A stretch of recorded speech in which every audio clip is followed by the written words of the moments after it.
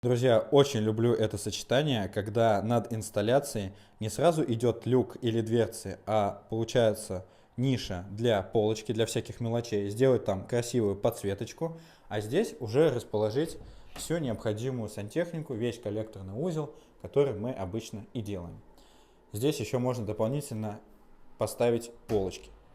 И посмотрите, как классно выглядит, очень аккуратно, очень стильно. Напишите в комментариях, как вам. Берите себе на заметку и хорошего вам ремонта.